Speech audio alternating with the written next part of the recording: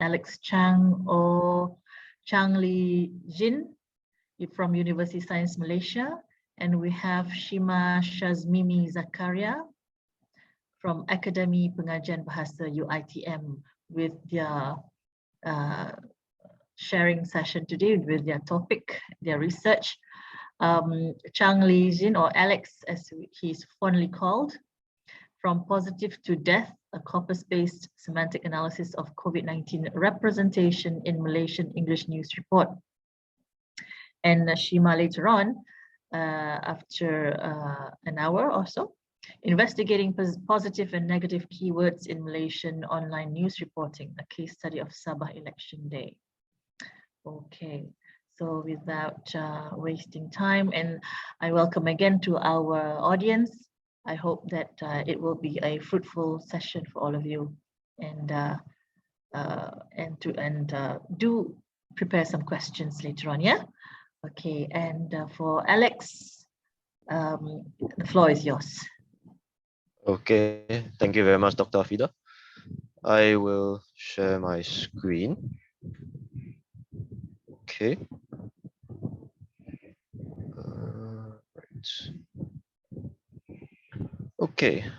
Good afternoon, ladies and gentlemen. My name is Chang Li Xin. Also, you can call me Alex. So I'm from USM. So today I'll be sharing a paper I co-authored with Professor Hajar Abdul Rahim, published in the 3L Journal of Linguistics and Literature.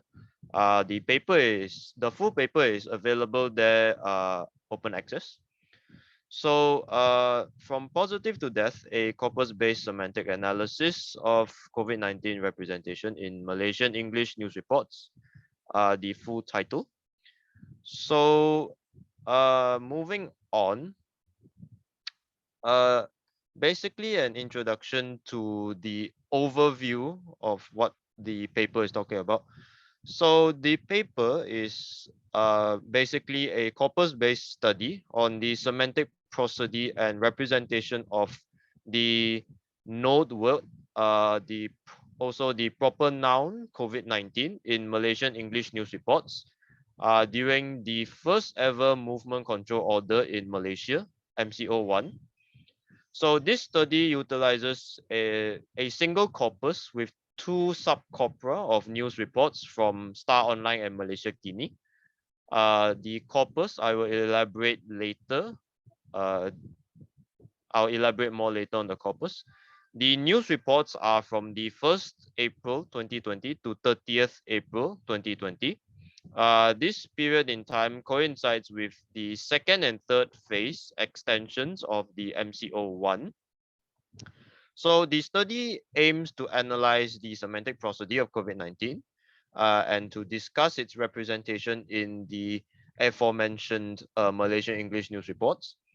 And the study also discusses the findings in relation to crisis fatigue. So moving on, the key terms to this study, which will be semantic prosody, representation, and crisis fatigue. So semantic prosody can be broadly defined as the attitudinal and pragmatic function of an item that shows how the rest of the item is to be interpreted functionally. So this concept was first pioneered by John Sinclair and made popular by Bill Lowe in his later works. So semantic prosody is said to be acquired through the association with a constant set of collocates. So this definition will be the working definition for the rest of the presentation. So in terms of representation, there are many types, but in particular, I wish to focus on the representation in media. So according to Rayner et al., representation in media is described as the process by which the media presents to the consumer aspects of quote unquote the real world. And crisis fatigue is to better understand the discussion of this presentation. Crisis fatigue is a term that people used to describe burnout due to chronic stress from challenging events. So challenging events can include anything from war, natural disasters, and in this case, even pandemics. So thus far, it is not considered a formal medical diagnosis. It therefore is not included in the DSM.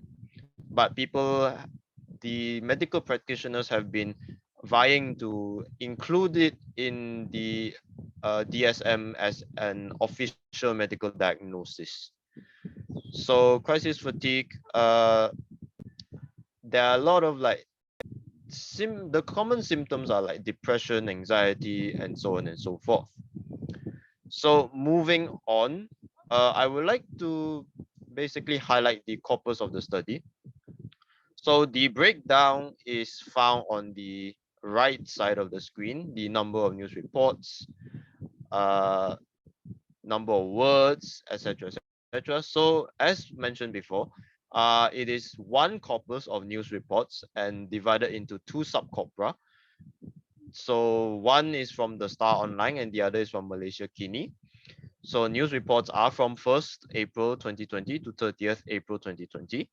And the news items selected to be included in the corpus of study are local news. So examples and I would say the definition of local news for this paper would be news that takes place in Malaysia or has mention of Malaysians. Like for example, news around this period included like extradition of Malaysian citizens from foreign countries as countries were moving to close their borders to curb the spread of the virus, and things that were like happening in Malaysia, for example, the movement control orders and etc. So those would be examples that fit the criteria of local news considered for the corpus of study. So in total, there are 2,661 news reports, 1,362 of which are from the Star, 1,299 of which are from Malaysia Kini. And the total number of words for the corpus are 971,823, almost 1 million words. So considerations for selecting the news portals, I believe I have covered it in the next slide. Yes, sorry, this would be method. So a bit more of an elaboration of why I selected the Star Online and Malaysia Kini. So basically these have been proven to have contrasting reporting styles as and also different topical focus. So the Star Online represents more of the mainstream media in Malaysia, while Malaysia Kini is more of alternative privately owned media. So by looking at both, it would give a more complete representation of the topics and issues related to COVID-19 in Malaysia.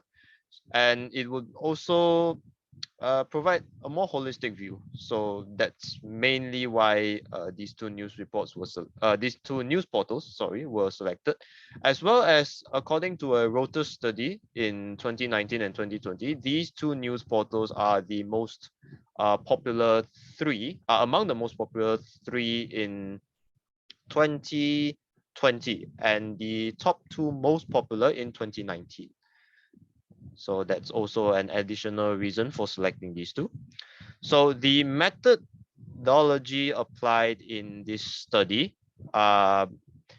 basically the software would be the Angkong version 3.5.9. So the subcorpora were analyzed separately.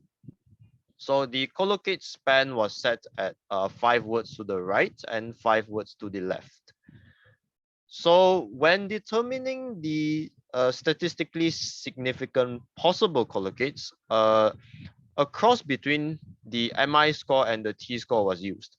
So basically that means if a collocate has a significant T score and a significant MI score, then it will be considered for further analysis. So the MI score of 3 is considered significant for this study, and a T score of 2 is considered significant for this study. So collocates meeting both of it will be considered as a possible collocate. So following that, lexical collocates that do not modify and are not modified by the node are eliminated. So examples of these lexical collocates would be the word Malaysia. So for the purposes of this study, Malaysia doesn't really contribute to the findings. It merely describes the nature and location of the news, like where it takes place and what's it about. So those types of collocates were eliminated from the possible list, and function words were also eliminated. Following that, the 10 most frequent lexical collocates were selected for further analysis. So after that, the semantic prosody is determined through the use of a collocate analysis and later categorized according to Partington's categories of positive, neutral, and negative prosody. So moving on. So the findings, the first part would be the frequency analysis. So generally, when looking at the node, the occurrence of COVID-19 mainly, it occurs 3,539 times or 0.7 times in the star online subcorpus and 2,721 times in the Malaysia Kini subcorpus. So when comparing the pure frequency of the occurrence of COVID-19, the node word in both subcorpora, COVID-19 occurs approximately 32% more in the star online compared to Malaysia Kini. So regarding the implications of this finding, I will discuss it later in the discussion session. So after the frequency analysis, we'll move on to the most frequent collocates. So in the star online subcorpus, the 10 most frequent collocates are, I would say, organized by order of frequency from most frequent to least frequent, as you can see on the screen. So they are cases, pandemic, spread, positive, patients, outbreak, fight, tested, curb, and death.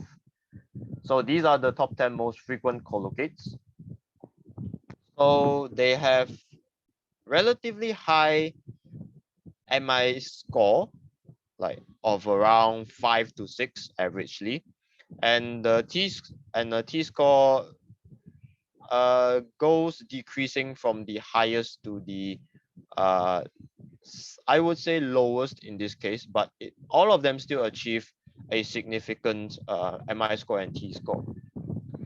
So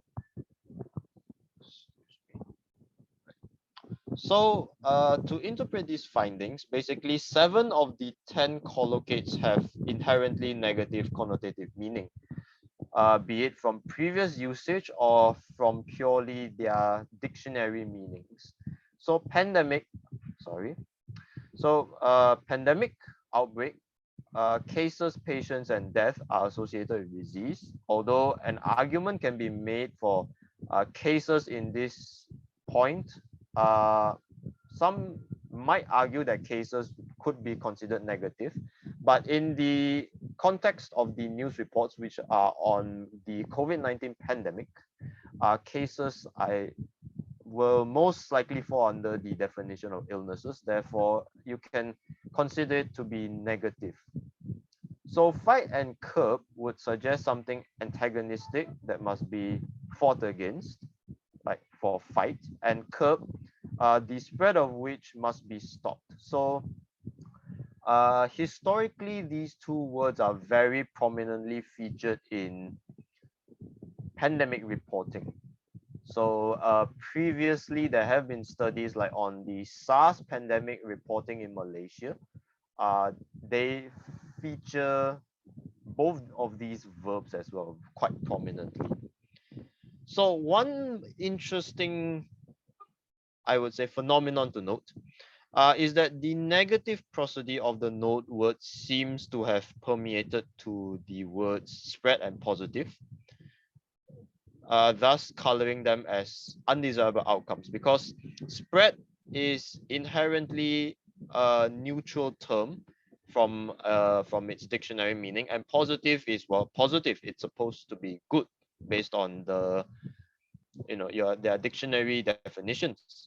But because of the way the words are used, like in conjunction with COVID-19, being when you say that you are COVID-19 positive, it no longer becomes a good thing, it becomes a bad thing, like, oh, you have contracted the disease, you are now COVID-19 positive.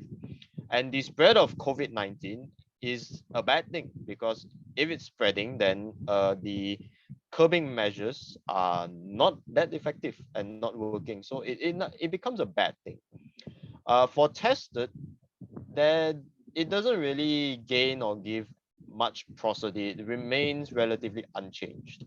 But it does fit the criteria of words that are modified by COVID-19, because it gives more information about what a person can be tested for. So in this case would be the presence of the COVID-19 virus.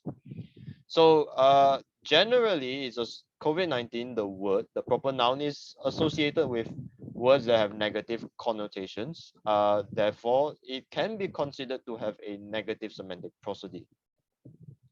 So moving on to the findings in the Malaysia Kini subcorpus, these are the top 10 most frequent collocates. I listed infections and infection as well, but I will consider it a lemma of the word infection, because when collecting the data, I just looked at most frequent collocates. I didn't really look at lemmas. So after filtering, like infection, the singular and plural will be considered a lemma, so it will be counted as one collocate. So similarly, they have quite a similar MI score comparing to the Star Online subcorpus as well. So around 5 to 6 MI score. For CURB, slightly higher, 7. So for the T score, also descending according to the frequency, but all still meet a significant the threshold to be considered for the further analysis. So for the Malaysia Kini subcorpus, these 6 out of 10 of the collocates are considered negative. So the examples are cases, pandemic, outbreak, patients, infection, and virus. In this context, are all associated with disease. So in this subcorpus, compared to the Star Online, fight is not one of the top 10 collocates of COVID-19, but CURB is. So it can be considered as not wanting to provide a strong and antagonistic nature to the pandemic by not using fight in addition to curb. So more like they focus more on the efforts to curb. So for the collocates of spread, positive, and tested, the observations from the Star Online subcorpus apply here as well. Spread and positive have become undesirable outcomes because of when used in conjunction with COVID-19. Tested still remains relatively neutral. It doesn't acquire or give much prosody. So the collocates from this subcorpus, the Malaysia Kini subcorpus, also indicate COVID-19 is associated with words that possess negative connotations. So therefore, it can be considered to have acquired a negative prosody as well from its collocates. So in terms of the representation, both of the representations in the Malaysia Kini and the Star Online subcorpora respectively are similar. So in the Star Online, COVID-19 is represented as a pandemic and an outbreak. So the severity is measured using number of positive cases, number of patients, and number of deaths. And the pandemic is something that needs to be fought against, and the spread must be curbed. So due to the negative connotative meaning, it can be considered to be a negative representation. And it largely falls in line with general pandemic reporting practices. So I will elaborate more on what the relation to general pandemic reporting practices will be later in the discussion. So in Malaysia, Kini, COVID-19 is also represented as a pandemic, an outbreak, and however, it also focuses on telling the public that it is an infection that is caused by a virus. So that one could be more of information sharing, information dissemination to notify the public and so on. So similarly, the severity of the pandemic is measured by positive cases and number of patients. However, the emphasis on the death toll seems to be less apparent because the collocate death does not appear as the top 10 most frequent collocates. So similarly, the spread of the pandemic must be curbed, but not generally something that is fought against. That aspect is not really that emphasized. So the news reports in Malaysia, Kini also seem to follow general pandemic reporting practices as well. So a few other notable findings. Both sets of collocates share 8 out of 10 words. So this could be attributed to the topical matters or topical focus of the time, or certain aspects of the pandemic that need to be covered from like daily briefings during that period, like number of cases, deaths, positive patients, recoveries, etc. So another noteworthy finding that is although the news is from MCO1, the first movement control order, the abbreviation MCO does not appear as a significant collocate of COVID-19. So in both subcorpora, MCO did not achieve a significant MI score, although it has a significant T score. So this is a very interesting finding because if this study had just focused on MI score, it would have considered MCO. It would have missed the significance of the MCO in terms of mutual information. But if it had chosen to look at only the T score, the MCO abbreviation would have appeared with a significant confidence of association with COVID-19. But either or, it would have missed out on certain like this important, I would consider a noteworthy finding if I had chosen to focus on either like a singular association measure. So moving on would be the discussion.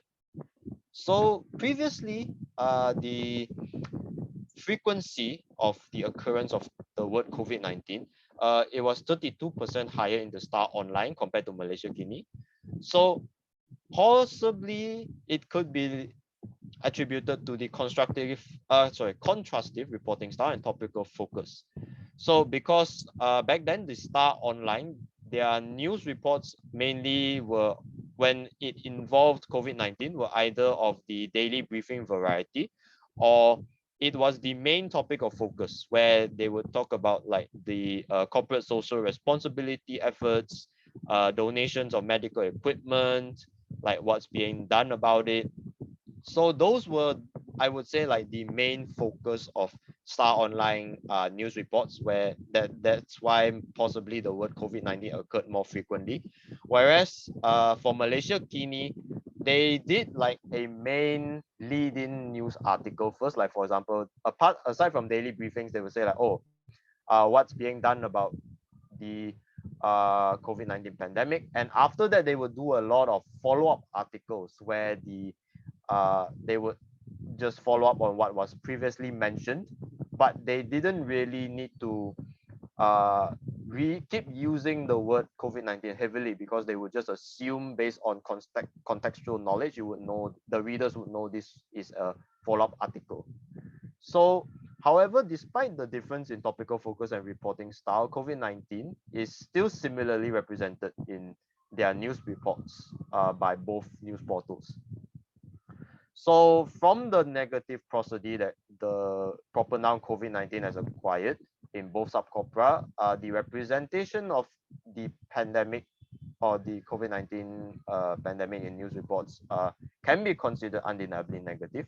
However, there is no indication that it is exaggerated or overly negative. So this point is the point I would like to link back to the general pandemic reporting practices, because general pandemic reporting practices usually prioritize informing the public on the current situation of whatever's ongoing, rather than trying to sensationalize it. So there are no words like, oh, it's the apocalypse, it's the end of the world. No such thing. They are merely stating facts. Negative as it may be, they are still merely sticking to facts. So that's why I would consider this not doom and gloom reporting. They are not sensationalizing anything. So after that, looking more closely at the collocates, the word cases is the most frequent collocate of COVID-19 in news reports from both news portals. So it's usually always immediately to the right, and it's always pluralized. So this observation maybe can be attributed to the emphasis placed on the number of cases as the measure of severity. That's why it can be one of the reasons why cases appears as the most frequent collocate, almost 450 times, like averagely among both news reports from both news portals. So another interesting thing from like previously mentioned, the interaction between collocates. So where COVID-19, the node word has sort of like colored collocates like spread and positive and turning them into undesirable outcomes. So traditionally, people would consider semantic prosody, the coloring of the collocates and node words, to be where the node gains prosody from collocates, and generally it's only a one-directional thing. But from recent studies, such as Lin and Chong's findings in 2016, show that it is possible for prosody to be shared to and from the node word and their collocates. So it becomes a bi-directional process now. So from this slightly new line of thought, so it is possible that the negative semantic prosody of COVID-19 may have influenced not just the collocates, but possibly even the entire news item. So just causing them to be perceived as negative news whenever anything COVID-19 related is mentioned. So a lot of when basically people started to have this assumption, it becomes a bit dangerous, because once you try to just mention anything in relation to COVID-19, it might become just negative by default, just because of this assumption. So an example of this was the issue of the migrant workers in Malaysia. So these news articles were more prominently featured in Malaysia Kini, where they were talking about how the migrant worker population in Malaysia was becoming one of the active clusters somewhere during then, because of an oversight for screening and the possibility that they would contract and spread the disease.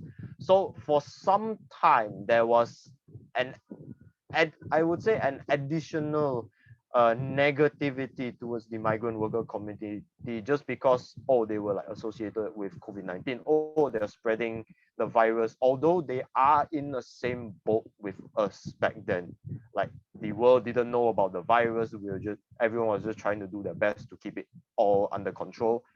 So just because, and the important thing is there was no blame shifting on the part of the news portals. They didn't say, we have to blame them, they are the direct cause of this or that. Nothing. They were just merely reporting on the general conditions of what things were happening back then. They when they discovered, they are a positive active cluster.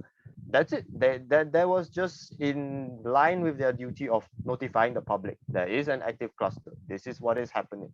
So there was no blame shifting, yet somehow, some way, people still like ended up borderline scapegoating them just for this. So it's an interesting phenomenon, and it is an important phenomenon to keep in note, I would say. So based on the findings from this study, this shows a bit of an insight of what could have happened. I'm not saying this is definitely what happened, but just a bit of an insight into how it could have happened. So another thing is I would like to highlight is the benefits of intersecting statistical scores to determine statistically significant collocates. So I previously mentioned the example of the abbreviation MCO not having a significant MI score, while it does have a significant T score. So there have been previous studies that have used a cross of statistical measures to better identify the list of possible collocates.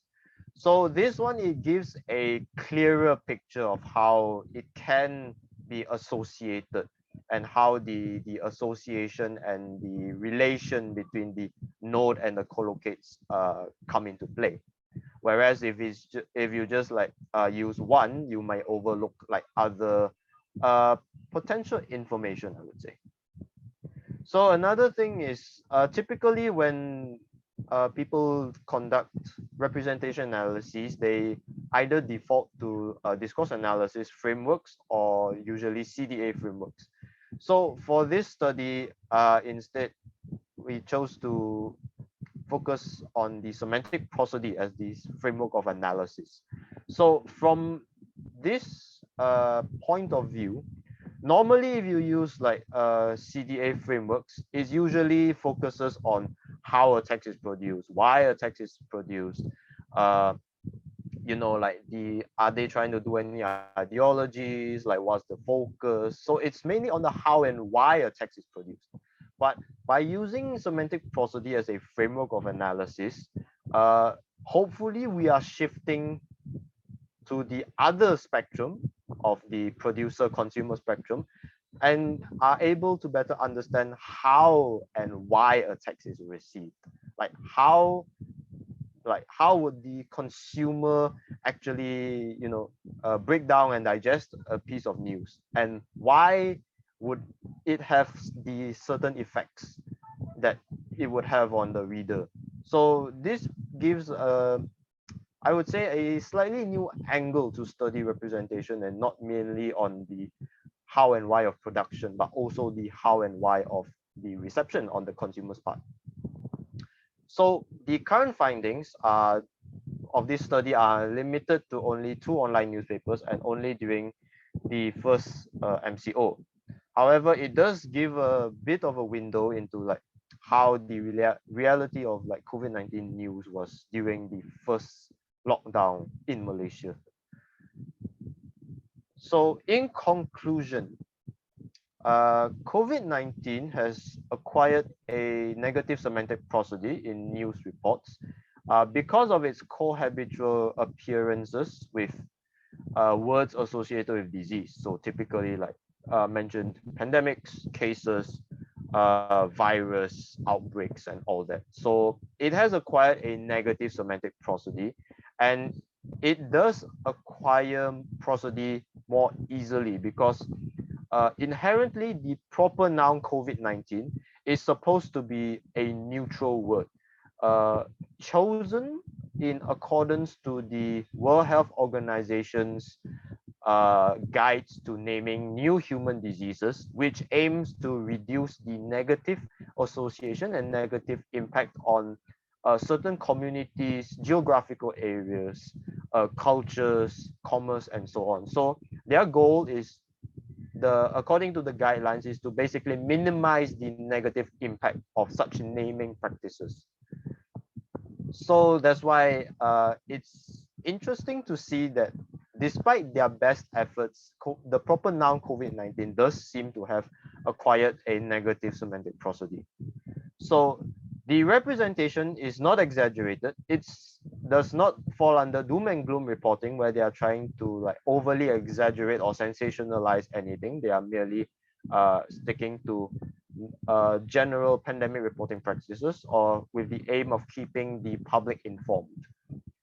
However, the barrage of bad news on the pandemic situation may have been amplified by the negative representation of COVID-19, and thus it could have possibly contributed to a rise in crisis fatigue among Malaysians. So the burnout from crisis could, the burnout effect from like crisis fatigue could have been, I would say, not exemplified. What's the word? Could have been amplified. Yes, could have been amplified by the barrage of bad news, because there have been studies that show that the contents of news report does have an effect on like people's emotional health and frame of mind, etc.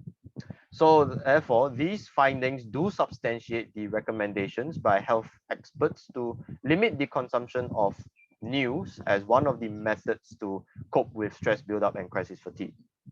So from this study as well, although it is with the general intention of keeping the public informed, media practitioners are also reminded that even routine reporting can sometimes have unintended effects on their readers. In this case, it could have led to the amplification and quicker onset of crisis fatigue during that time. While from the findings of this study, the news readers are now also offered an explanation of like how how sometimes they would feel, why they feel this way towards certain news items and such, and how it can like affect their emotional and mental well-being as a result. So that concludes the overview presentation of this research paper. So a reminder that the full paper is available open access, free of charge, on the 3L website. If you are interested in reading the full write-up, feel free to just go ahead, proceed there, and just download it. It's available. So these are the references I used for this presentation. That will be all for me. Thank you for your attention. Thank you very much, ladies and gentlemen. Thank you very much, Alex Chang. That was an interesting presentation and research. I do agree that we were inundated with negative news while in the 2 years of COVID, right? And somehow unconsciously, it really brought us down and giving some of the population quite a mental stress and anxiety amidst all the other obligations to be done. So indeed, news is a very strong, in terms of language use. And now I would like to welcome any questions from the audience. For example, if you are unclear of methodology, how whatever was done by Alex, you can feel free to just say it out here directly to Alex, or put it in the chat box. And I also would like to remind the audience that we have the attendance link in the chat box. And also, if you are interested to share your research on any corpus-based project or assignments even, do fill up our form of interest to express your interest, and the form is in the chat box also. And we will queue you up accordingly in our future webinars. Here there's Lugao. Okay, Lugao. Welcome, Lugao. I think Lugao should also present your work here and fill up the expression of interest. May I ask, she says, which tool that you used to collect the news article, Alex? Factiva, Python, or whatever. Your research is quite similar to mine, he said, but he's into metaphor. So how did you collect your news article, Dr. Alex? Okay. Thank you for the question. So I actually collected it manually. I didn't have any third person programs. So the thing is, because I am not that well, let's just say I do not know computer coding. So when I was collecting my data, I wasn't sure about what program to actually use, and honestly, I wasn't that aware that there was actually like third-party programs to collect news. I would specifically say news reports, but because from what I now understand is that most of the software used is more to like data mining aspects, I would believe. So for me personally, I collected my news articles manually because uh because I just set the criteria for the COVID-19. Basically, I searched for COVID-19 news. However, when I actually started collecting, the problem was that a lot of the news, as I mentioned previously, is that there are follow-up articles. So then I was tasked with the question that I had to ask and remind myself, what is it actually that constitutes COVID-19 news? Because, for example, a few news reports from Malaysia Kini, they were actually talking about like the one of the more memorable ones. They were talking about the Rohingya refugee dilemma during that time. Like they were hesitant to allow the Rohingya refugees to enter because of fears and concerns that the virus might spread. So after that, they had a lot of follow-up articles on that. But the question now would be like, does that really still constitute as COVID-19 news or not? Because the key topic was initially refusal due to concerns of virus spreading, but after that, it has now become more of a human rights movement in a way, calling for compassion to like let them in. They are human as well. We are human as well. We should show compassion during times like this. So it becomes very hard to actually, determine the parameters. And if I were to actually use a software, I'm personally not that confident that the parameters can be achieved. However, if you are, I would say it depends on the data set. If you're not really looking at the any specific topic when collecting news articles, and it's just like in general interest of language used in the medium of news reports, then I would say third-party software could work. But for specific like topic mining things from like large databases of news, I'm not sure how that will actually work. And honestly, I'm afraid I can't really recommend any software for that because I did everything manually. Thank you very much, Alex. Yes, there are various ways indeed, Lugao. One way is data mining, and you'll be, again, flooded with too much information. And another one is where parameters can get haywire. Yeah, and you'll have to clean the data definitely. And for another way where we determine our collection qualitatively, yeah, at least we know when a particular when the news goes into a different slant, and then we can stop something like that, So you have highly subjective, like Alex said, depending on the variables, depending on your how you are approaching your data. Okay, and one size does not fit all, so you might have to, all of us need to have our parameters set accordingly. Okay, and Ning Jing said she would like to see the methodology page. Okay. Anything about the methodology that anyone would like would like Alex to elaborate?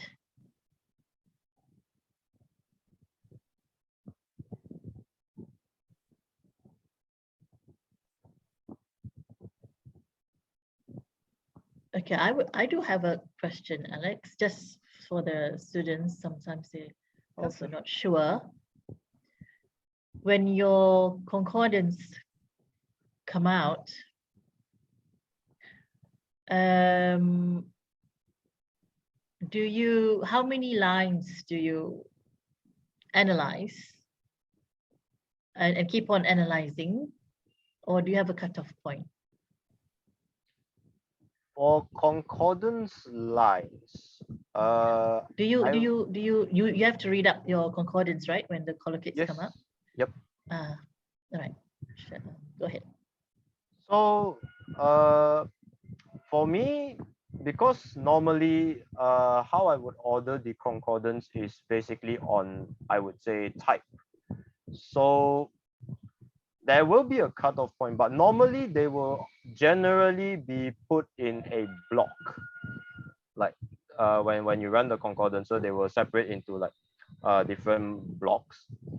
So normally what I would do is I would just skim through first preliminary and actually identify where like there are different blocks, because generally if I'm looking at, let's say, just a the interaction of the collocates, so normally they will just group most of the similar, either structured or similar usage ones together. So that I will consider as one block.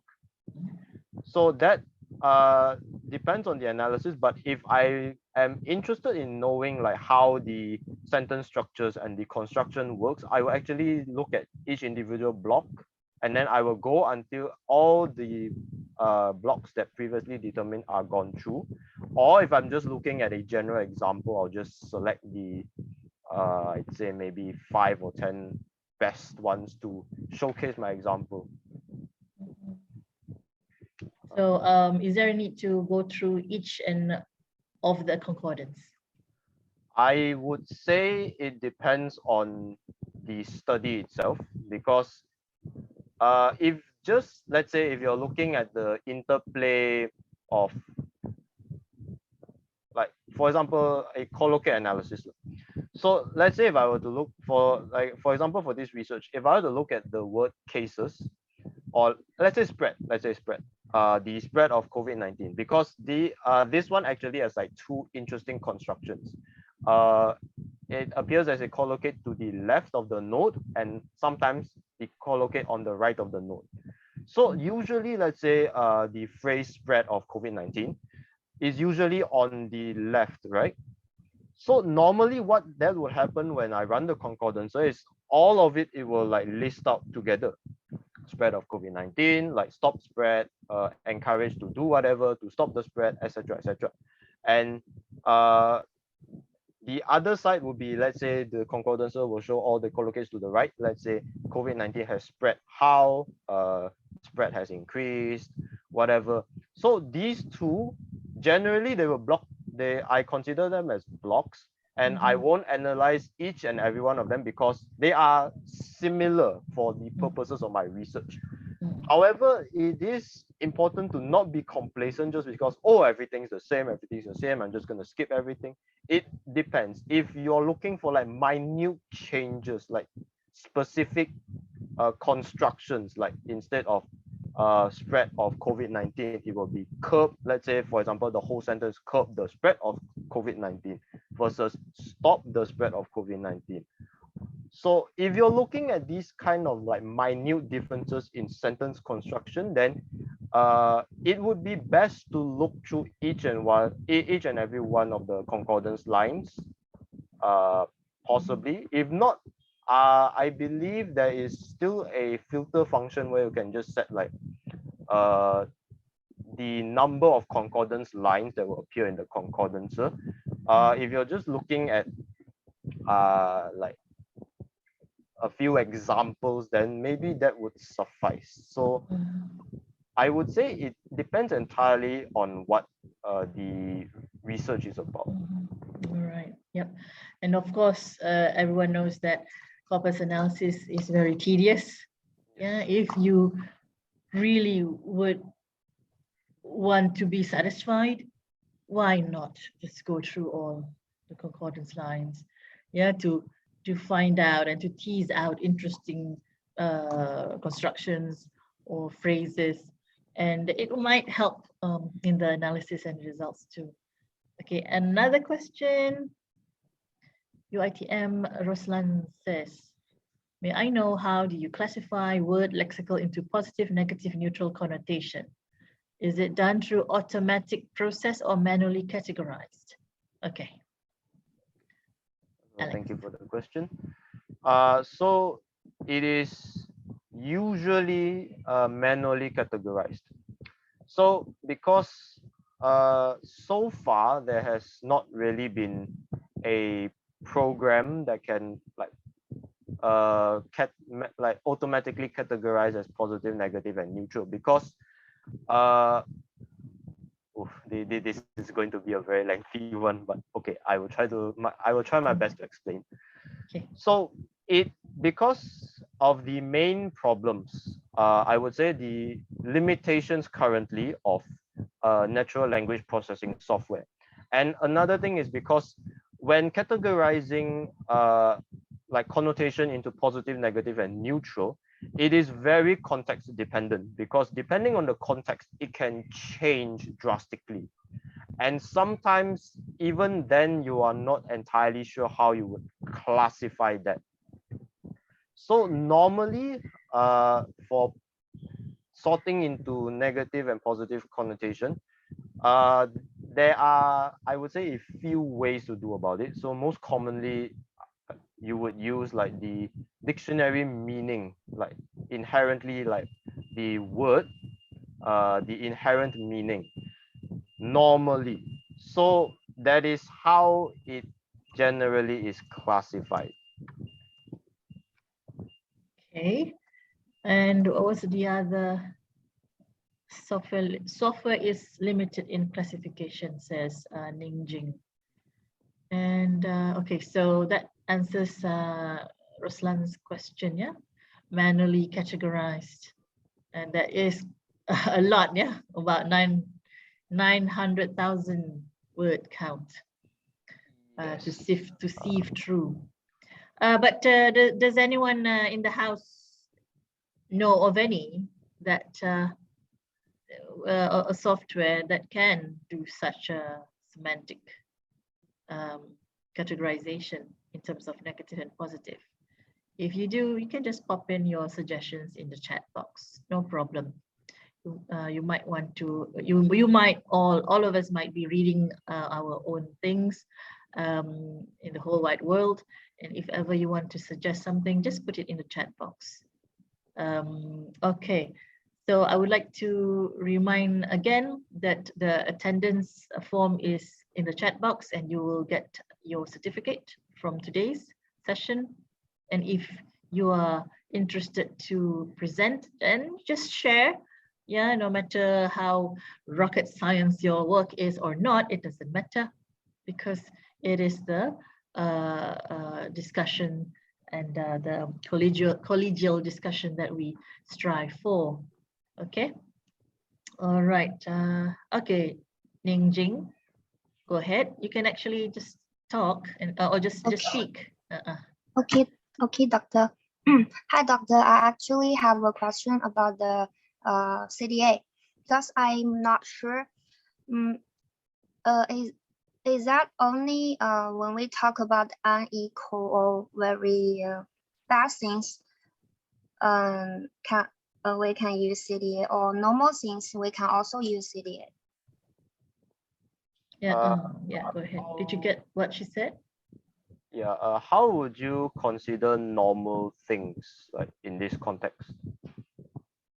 Some things that very common, not unequal or not or cannot make us very angry. Just normal things. Normal things. So because the nature of CDA as a field of research and as a tool, as a framework of analysis, so right, so basically the core idea of CDA, it comes from like authors like Van Dyck and etc. So their main sentiment, their main focus of developing this field or this framework of research is to basically emphasize on the inequality in power.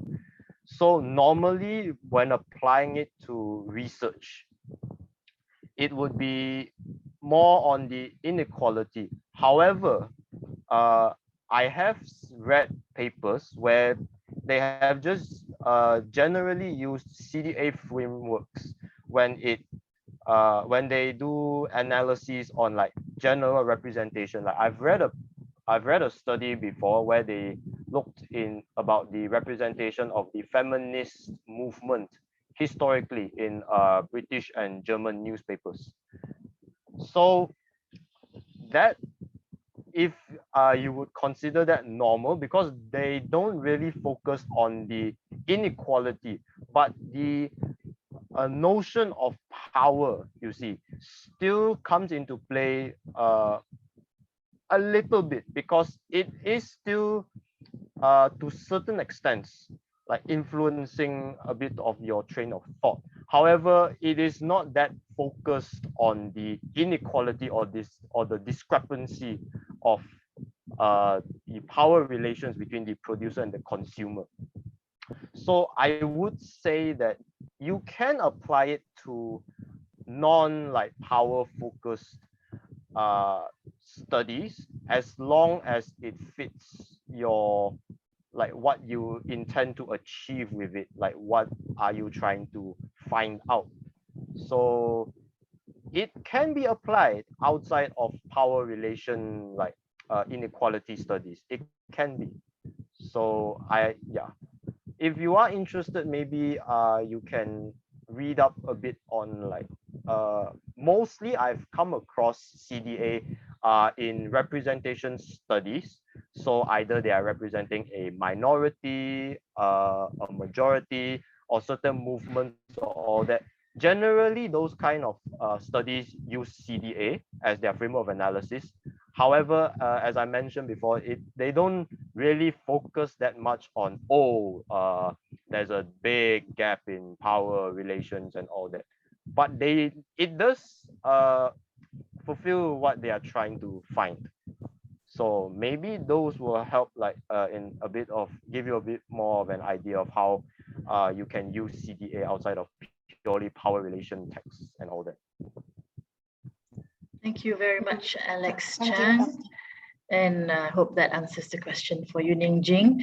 I'm afraid time is up for this first session. And we would like to thank Alex Chang again for his lovely sharing of research. And please fill up the attendance form.